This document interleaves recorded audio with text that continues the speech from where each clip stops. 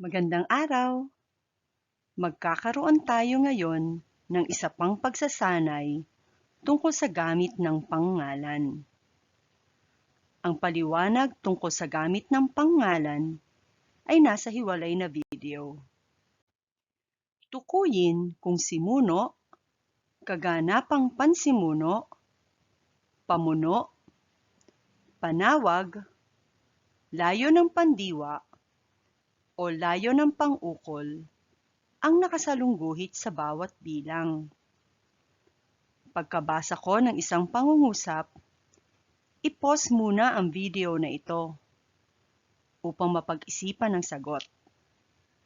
Kapag handa ka nang malaman ang sagot, i-play muli ang video para dito. Bilang 1 at 2. Para sa kalikasan, ang proyekto ng aming grupo.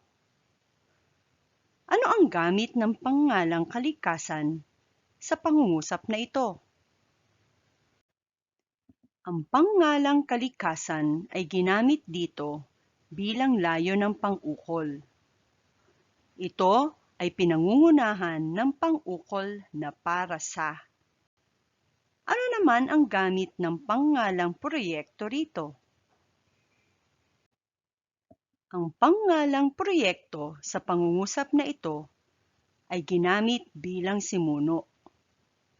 Ito ang pinag-uusapan sa pangungusap. Proyekto ang paksa ng pangungusap na ito. Bilang 3 hanggang 5. Nag-abot ng tulong sa kapitbahay ang babae. Ano ang gamit ng pangngalang tulong sa pangungusap na ito? Ang pangngalang tulong dito ay ginamit bilang layo ng pandiwa o tuwirang layon. Ito ang tumatanggap ng kilos na nag-abot. Nag-abot ng ano? Tulong. Ano naman ang gamit ng pangngalang kapitbahay rito? Ang pangngalang kapitbahay ay ginamit bilang layo ng pang-ukol. Ito ay pinangungunahan ng pang-ukol na sa. Ano ang gamit ng pangngalang babae rito? Ang pangngalang babae sa pangungusap na ito ay ginamit bilang simuno. Ito ang pinag-uusapan sa pangungusap. Ang paksa ng pangungusap na ito ay ang babae. Bilang 6 at 7. Ang malinaw na pagpapaliwanag ay mahalaga, Daisy. Ano ang gamit ng pangngalang pagpapaliwanag dito? Ang pangngalang pagpapaliwanag dito ay ginamit bilang simuno. Ito ang pinag-uusapan sa pangungusap. Ang paksa ng pangungusap ay ang pagpapaliwanag. Ano naman ang gamit ng pangalang Daisy nito? Ang pangalang Daisy ay ginamit bilang panawag. Ito ang kinakausap sa pangungusap na ito. Si Daisy ang tinatawag ng nagsasalita sa pangungusap na ito.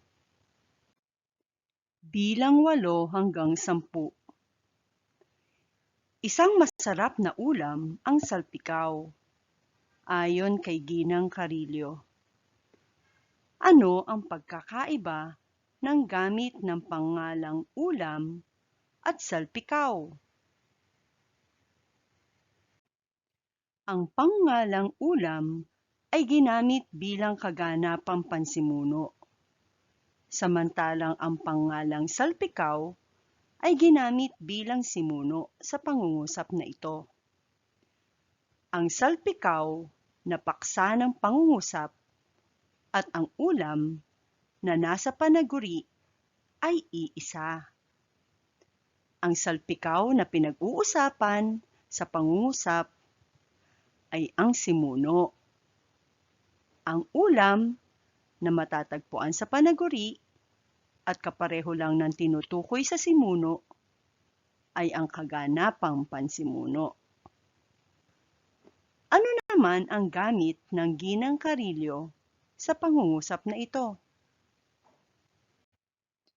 Ang pangalang ginang karilyo ay ginamit dito bilang layo ng pang-ukol.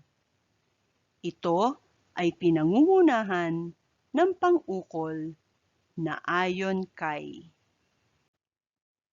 Narito ang pinagkunan ng disenyo para sa video na ito.